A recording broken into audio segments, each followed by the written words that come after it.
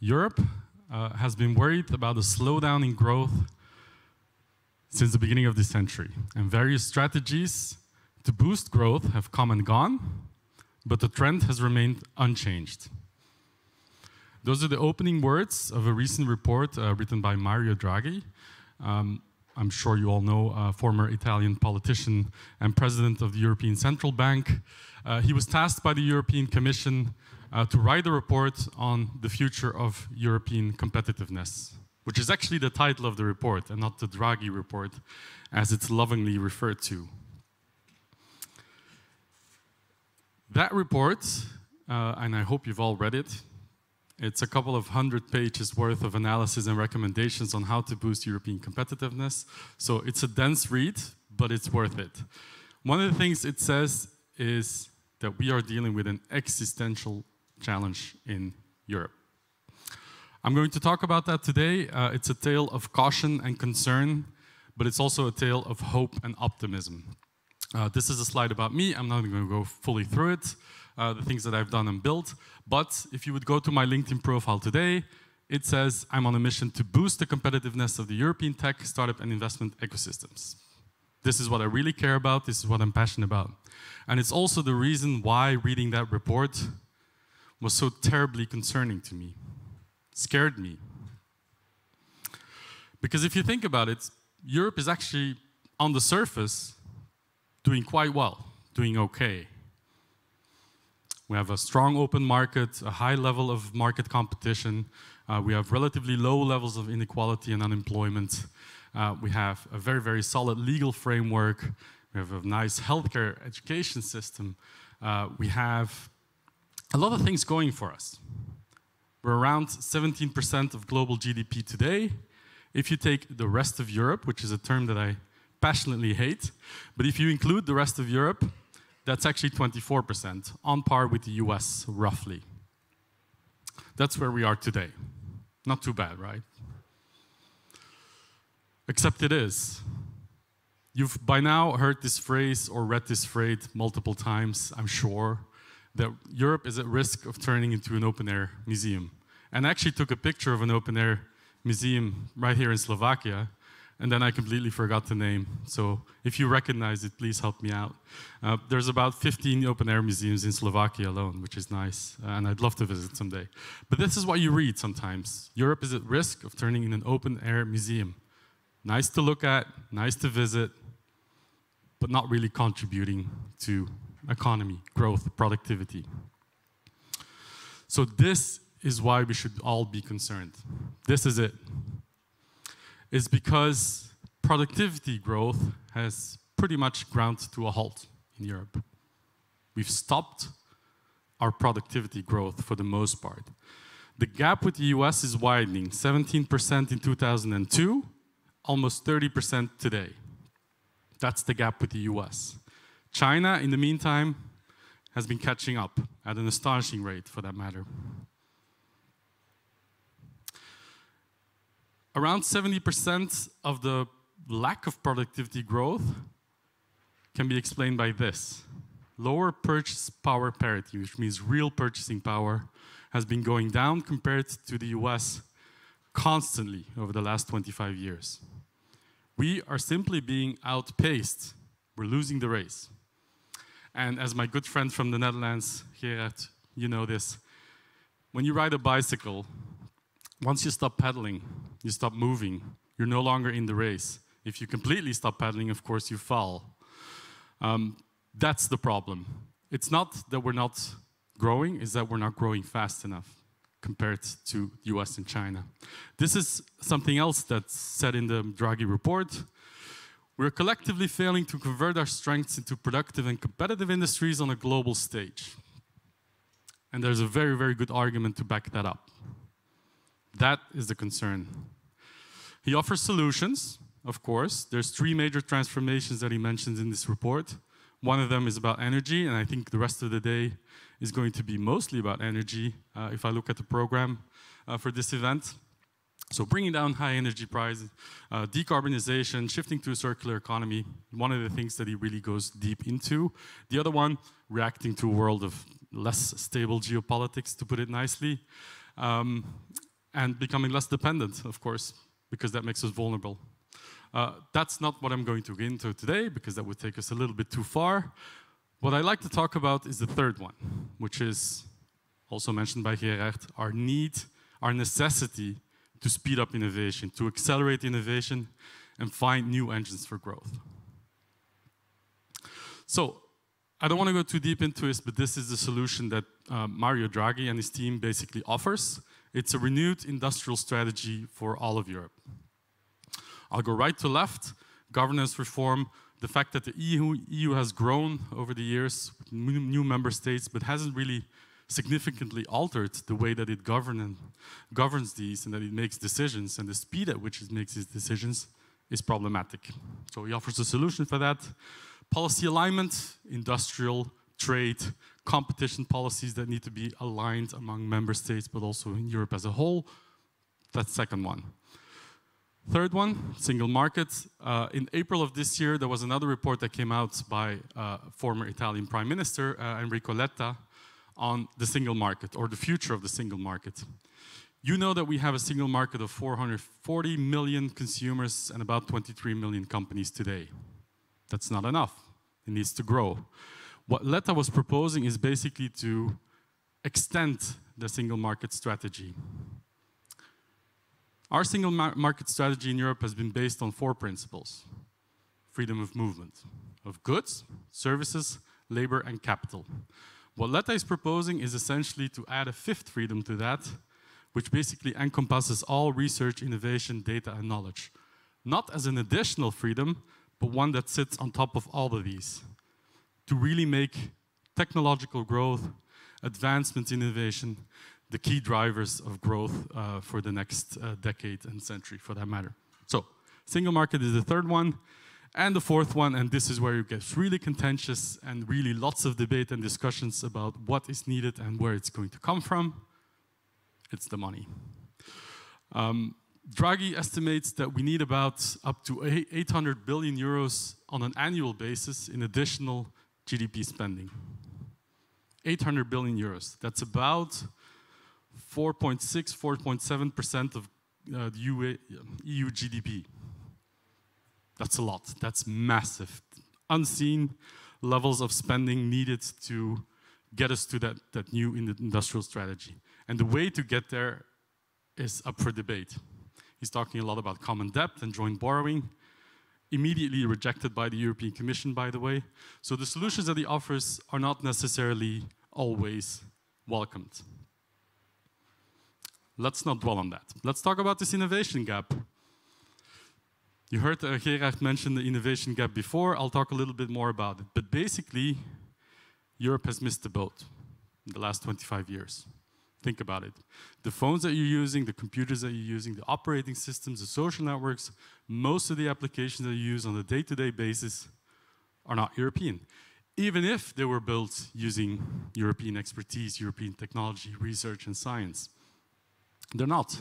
We've missed the boat almost completely. What's worse is that we risk missing the boat again for the new emerging technologies. And that's why you get memes like this one. Or this one. And memes are memes because they're funny. There is also a little bit of an element of truth in them, right? So that hurts me to see those memes. Even if I laugh at them and I can see the humor, as a European, that hurts. But it's not about this comparison with China and Silicon Valley. That is not the issue. This is the issue. It is spending on research, development, and innovation. What the US has done tremendously well is shifted from automotive and pharma industries to software and hardware companies in the 2010s, and then entirely to the digital sector in the last few years, right? The top R&I spenders in the US are almost completely technology companies. In Europe, in the last 25 years, the top 3 spenders on R&I are still the same companies in the automotive space. We have not evolved the way that we spend on research, innovation, and development in the same way the US had. We have not been able to catch the wave of innovation, industrial advancement well enough to catch up. Highly concerning slide, if you ask me. And it's not that we don't have ideas or ambition or talent for that matter. It's just that we make innovation so hard every step of the way across Europe. We have so much talent here, right? We have great universities, some of the best in the world. We have great science, great research, great developers.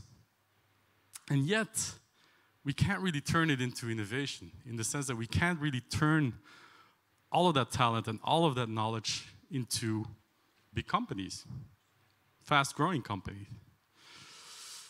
To give you an idea, there was a big celebration in 2023 when the European Patent Office had a record-breaking 200,000 patent applications. It was a record. The same year, China had about 1.6 million patent applications, both foreign and domestic. So for those keeping count, that's about 8 times as much. Second to China, US, then Japan, Korea, and then the European countries, excluding India, of course. If you zoom in on Europe, this is what that looks like. Germany on top of both patent applications and patents being granted. So we have talent. We can do it, but we're just being outpaced by the rest of the Western world and China. But the good thing, and this is where I get to the positive stuff, is that talent is increasingly being employed by the tech sector and the tech industry in Europe. In fact, in the last 10 years, we've seen 3 million people being added to the job market thanks to technology. So when we say technology and innovation drives employment, drives the creation of new jobs, this is what that actually means, right? That's a 7x increase. 3.5 million people working in tech in Europe in total today. And you can already see that this is coming from a different report. This is coming from the State of European Tech report that came out last week. It's a report that's created every year by an investment firm called Atomico, together with a wide range of partners. And this is the 10th edition. And I'm mentioning that because this 10th anniversary edition means that we can finally look back a decade and a decade before that to see what the trend has been like. And there is the reason for optimism. There are the signs of positivity. So let's go over that. Investment volume, 426 billion of total capital being invested in the last 10 years. This is into European innovation, into European startups and scale-ups. You can see 21, 22 were a bit crazy. They were a bit crazy on a global stage, not just in Europe. So if you will look just at the last 4 years, you would think we're in a decline. If you look back a little bit further, you can see that it's actually, those years were outstanding and not in a good way, right? They were abnormal. This year, we are on track to raise about $45 billion worth of investment into European technology startups, which is almost as much, actually more, than was raised in the decade before. All of it, the whole decade, right? So evolution. By the way, these numbers are obviously not accounting for the remainder of the year. So Atomico will adjust those numbers and will likely come out a little bit higher than that.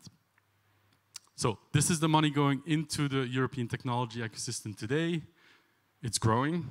Is it growing fast enough? No, of course it isn't, and we'll get to that in a second. But this is another way to look at it. This is the whole investment in the decade before the last one, compared to the decade that we just finished. Sorry. So that's a nice evolution. The good thing is all of that money is not being concentrated in one sector. It's going to financial services, it's going to space, it's going to biotechnology, energy, artificial intelligence, of course, artificial intelligence, e-commerce, marketplaces, cybersecurity, HR tech. It spans the whole range of industries and sectors. Very encouraging to me is that if we don't want to miss the boat again, and we're at risk of that, as I mentioned earlier, we need to invest in deep tech. What is deep tech? Deep tech is science-driven, academic-driven, hard problems that are being solved in a number of industries. So it spans sectors, right? It's about mobility, it's about biotechnology, it's about space tech, it's about AI, cybersecurity, etc., etc. But the good thing is, we're investing more into deep tech every year.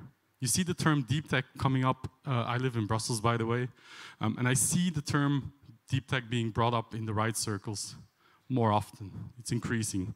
The attention, the momentum, the investment, it's coming. We now have an incoming commissioner for startups, starting on the 1st of December, which is the first time that the word startups has ever been in a title for a commissioner, ever. So that's very encouraging. Let's hope that deep tech keeps growing the share of capital compared to the total investment volume in the years to come, because we need it. We desperately need it.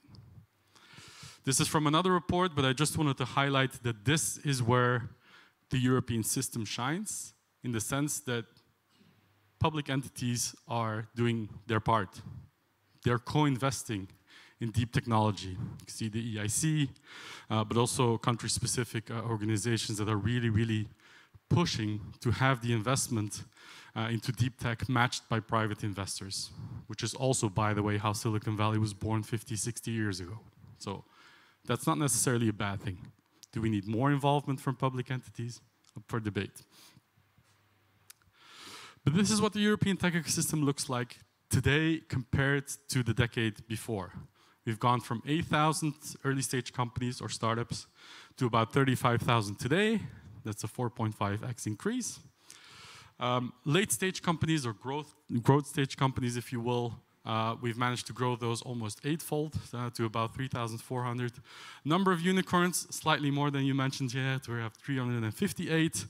That's still about half the amount that we have in the US today, looking at recent numbers, but it's 5 times as much as the decade before. So this number of unicorns, so companies valued over $1 billion, is growing quite nicely. Exits, I'll get back to in a second.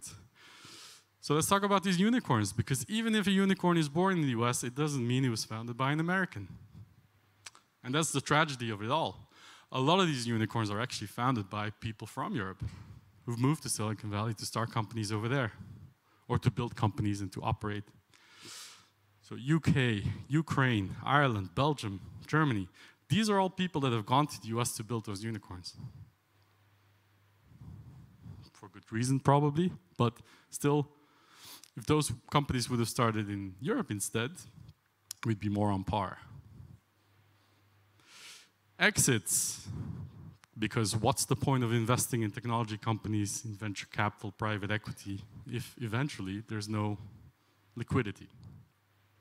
You need that cycle of IPOs, mergers, acquisitions, to feed the ecosystem and to continue feeding the ecosystem. So, good news, relatively speaking, is that we do have exits. In fact, over the last 10 years, about 1 trillion, just under 925 billion, if I'm not mistaken, dollars of exit value realized. That means companies have gone public or got acquired with a disclosed amount or merged with another company. So that's encouraging, but far too little, too late, right? We need more IPOs, we need more liquidity events, and we need more mergers. So if you look at the amount of exits, or the high number exits in Europe, the encouraging thing is that those are happening all over the place. They're not concentrated in one economy. Of course, a little bit of a gray zone in Central and Eastern Europe, which hopefully gets solved as these ecosystems also mature and evolve over time. But that's very encouraging to see. It's not concentrated in one market. There's not one cluster of innovation, there's multiple. So these are companies that I hope you recognize. Spotify, Revolut typically come up when people are asked, like, what are the top European tech companies in the world? ASML, which Geert will know very well. If that company fails, the whole world economy will crash. So super, super vital companies. Klarna, about to IPO. Atomico estimates the value of the ecosystem, of the technology ecosystem in Europe today at $3.2 trillion. It sounds like a high number until you realize that Apple is around $3.4, $3.5 trillion today. So that means the entirety of the European tech ecosystem is worth less than a single company based in the US. But, of course, we've seen that growth. So to stay positive, we look at the trend line.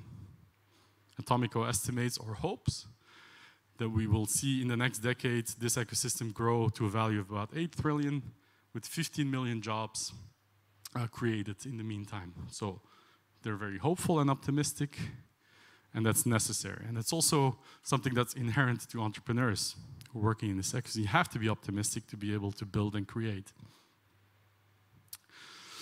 One thing that I found extremely encouraging is that Atomico also did its annual survey. So they asked founders, investors, anyone who's part of the ecosystem in and outside of Europe to give their opinion, to actually share what they think, right? So tens of thousands of respondents by now in its 10th edition. So in the State of European Tech report, this is very encouraging, right? Is that people are actually positive and optimistic about the evolution. They're saying the support ecosystem, which means everything around startups. Entrepreneurs and startups are always at the center of an ecosystem, right? Without entrepreneurs, there is no ecosystem, but you need a support ecosystem around it. That means investors, corporates, talent, universities, business schools, etc.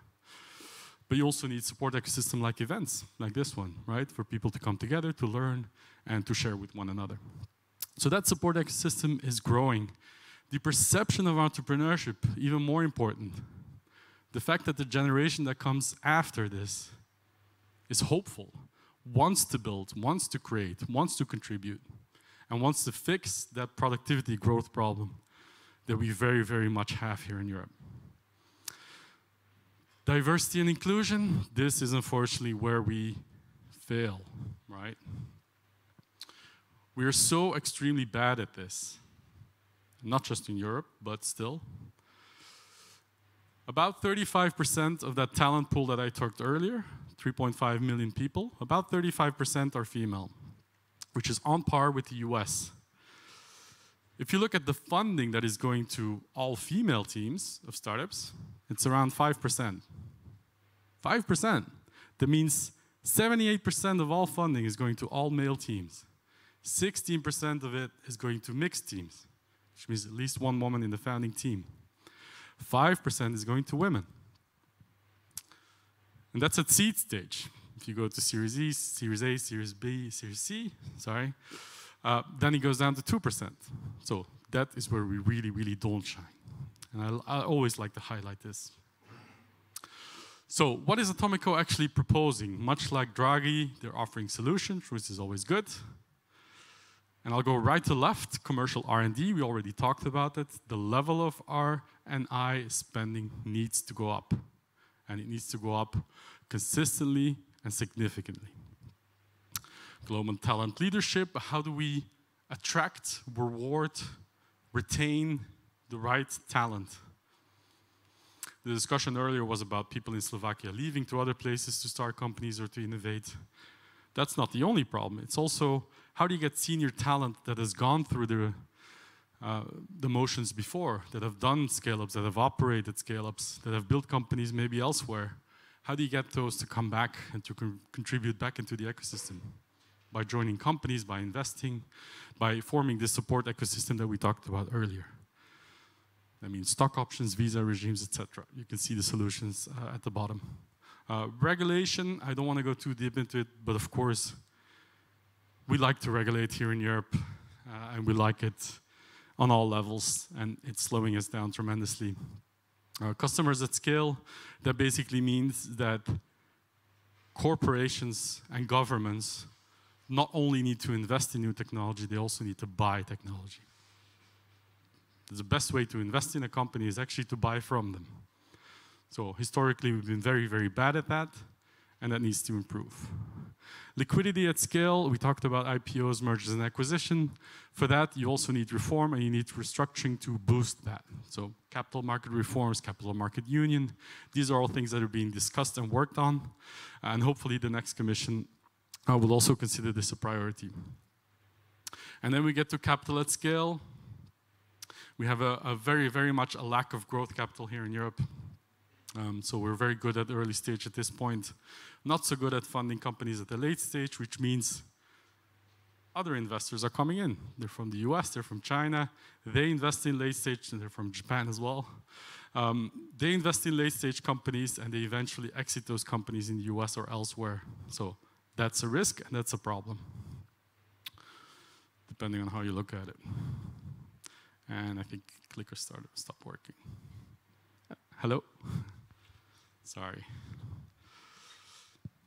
So capital at scale, this is where pension funds come in, right? Because every investor that invests in European venture capital has LPs, has investors of their own. Usually they're university endowments. Thank you.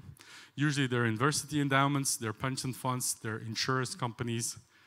These are typically the companies that invest in the venture capital firms that end up investing in innovation, startups, entrepreneurs. Right now, 0.01%, less than that,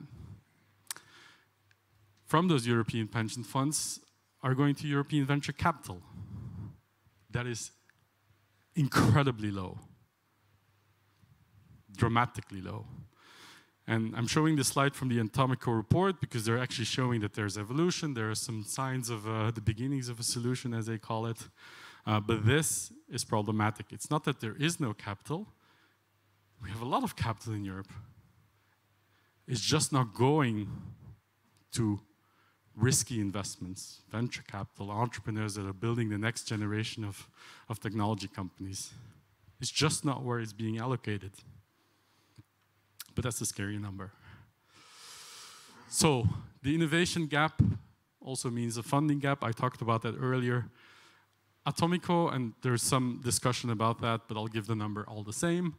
Atomico estimates that we have about a 375 billion funding gap in Europe today.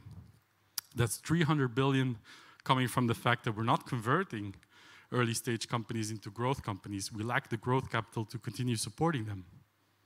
That's just a conversion, 300 billion of funding that's not there. 75 billion that's being picked up by other investors, mainly US-based. They're coming in and they're basically investing in these companies for us. So, going back to the previous slide, this is how you fix it. You increase that number, more allocation to European venture capital, you fix this. So this is what you get when you ask people in Europe or in the European tech ecosystem what needs to change in the next decade to get to that 8 trillion number that I mentioned earlier. It's that investment capital, it's the funding dynamics, it's the exit market, it's the capital market union. Yes, 37%. Even more, that's the number one, complain about regulation, bureaucracy. That's not new, I'm sure you've heard that before. But this is an indicator. It's more than funding, finding market fit. It's more than talent. It's more than anything. People are complaining about regulation. And those people are the ones that are supposed to be building, creating, growing our economy. Right? So, something to think about. Europe is at risk of turning into an open-air museum. I hope that's not true. I sincerely hope it's not. Because if you stop pedaling, as I said earlier, stop moving, you fall out of the race. That means you no longer have any influences, right, on the global economy, on a political level, on an economical level. You lose your influence and you lose your power. It's problematic. You want to make a difference. So instead of having these kind of headlines, these are all from recent weeks, by the way, this risks that Europe is at risk of losing the global tech race. You know, we've seen I don't know if you follow these, but Northvolt and Lilium, two very, very high-profile, multi-billion-dollar companies. In fact, Northvolt raised multiple billion dollars of capital. Are both failing, are both filing for bankruptcy, and that's problematic. So I hope that's a warning sign. These are the tale of caution and concern that I mentioned earlier. This is the one of optimism and hope, is that Europe still has unfair advantages, the talent that we have, the research, the science, the developers, we do have them. So how do we turn it into market commercialization? How do we turn those into global leading tech companies? So it's always European tech funding, but European tech funding stalls, but IPO window is supposed to reopen soon. So let's use that but, the thing that comes afterwards. Let's reform the thing that comes after those sentences. And let's make it headlines that are no longer with a but at the end, but just an and. So that's all I have for you. Thank you for your attention. Thank you so much, Robin. It was so full of information. We need a chair, please. I'm happy to stand if you... Oh, okay. Yeah. But I mean, it would be more comfortable, I think, just being the chair for a couple of minutes. It was full of information, so maybe that's why we don't have any questions from the audience. Robin, I just wanted to ask, you said that we are at risk of losing the train of innovation and everything. You said it over and over, we are at risk. When, what would happen in the future that we would have to say that we already lost it? I mean, you know what I'm asking? Like, we are always saying that we need to do something, and we are saying this for over a couple of years. So that's why I wanted to ask, like, when we will meet here and say, like, oh, it's done. Hopefully never, but... Yeah, the thing with Europe is it's never going to go to a point where we stop existing. We're always going to exist. We're always going to have some form of economy and some form of political influence. But it's just, the way it's going now is just going down. And there's no stopping. The reason that I started this keynote with the opening words of the reports is for a reason. That we know this. We know that this slowdown in growth is problematic. We've known it for 25 years. And we've done things about it, or tried to do things about it, and nothing has worked. Like, these strategies that we've done before haven't worked.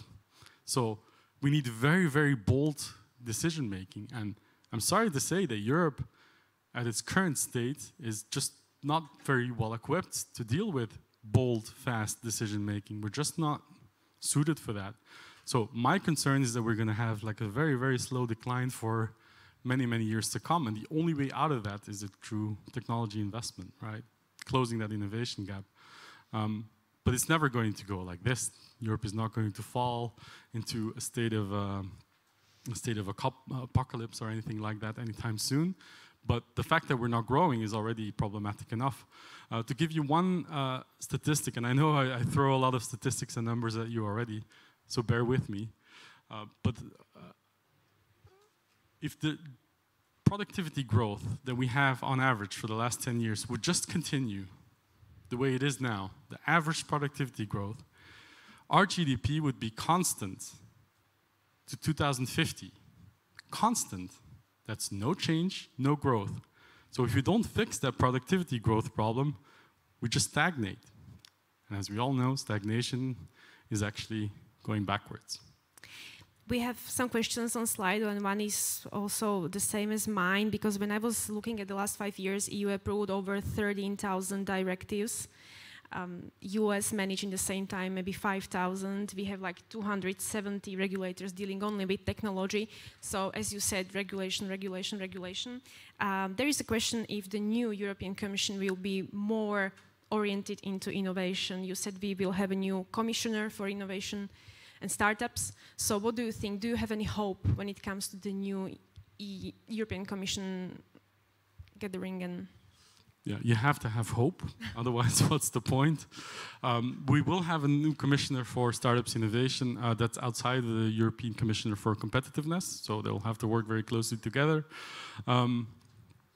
But yes, I'm hopeful. There is a movement in the last few weeks called EU Inc. I don't know if anybody's been watching this, but basically a number of entrepreneurs have argued for the existence of one European entity that we can start a company with. You would still pay taxes and report your income in one member state, but there would be a European company status that you can basically harmonize regulation around it. And to my very, very big surprise, that grassroots movement has been picked up by people with power. Okay, maybe it was really big grassroots movement. It was big, about 13,000 signatures so far, and that's in 5 weeks or so. So that makes me hopeful. The fact that this resonates with the leadership in Europe and that they talk about it in their own circles, and that there's actually measures already being taken to try and implement this in time, which is not going to be easy, but it's what they call low-hanging fruit. It's one of these things that would have an immediate impact, right? That makes me hopeful. What makes me less hopeful is the fact that we live in a world, right? And the world there's geopolitics, there's wars, there's energy crises and whatnot. There are things that are just outside of your control. So sometimes regulation, when it comes to technology, just doesn't have the same priority as it would in peacetime, as I would say. And that's not going to go away soon, right? So we live in a very, very turbulent world today, and that's not going to go away because we have a new commissioner for startups. But you have to be hopeful, right? Yeah. The other part of the question was if the new EU budget is different to the previous one when it comes to the innovation support and economy boost. I actually don't know the numbers of the new commission going in. How much of the EU budget is going to go to innovation? I can't tell you. I do know there is a request for a significant increase. I know that always gets talked down and watered down. So when people say we need 800 billion euros, you end up with 100 billion euros. And everybody celebrates because it's 100 billion euros and it was 50 before, just taking an example. But you have to look at what's needed, right? And of course you need to be able to finance it. And the way that you finance it is always up for debate. And those debates last for years. Before you make a decision in Europe, there's a whole new generation of entrepreneurs that are just ready to build and create and invest. So you need to be quick and you need to be bold, and that's not something that Europe has historically been very good at. The second question was about geopolitical situation and how it comes basically most of the time in the way of technology, so I think you already answered that.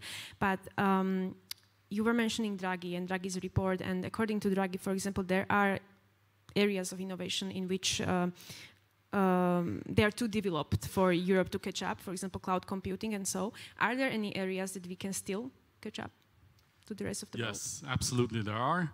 And this is what I mentioned earlier when it comes to deep tech. This is where we still have a chance to really make a difference. And deep tech is not one sector, of course. As I said earlier, it's about mobility, transportation, could be biotechnology, artificial intelligence, quantum computing, space technology, which we historically have roots in. And we have talent and we have research and science to back it up. This is where you need to invest in, right? Those emerging technologies, those new technologies, that's where the money should be going. And the last question, because we only have a minute, we will talk a lot about decarbonization today and the energy. And many times when you ask the industry sector about the decarbonization and the goals that the EU set for herself, they said it's too ambitious and it will lead to deindustrialization. And so do you see it as something that Europe can thrive in, can be the leader, or do you see it as a hinder? Yeah, I think to a degree we already are a leader, at least when it comes to thinking about it and leading the way in terms of regulation and making the case on a global stage for decarbonization. I think we already played a leading role there.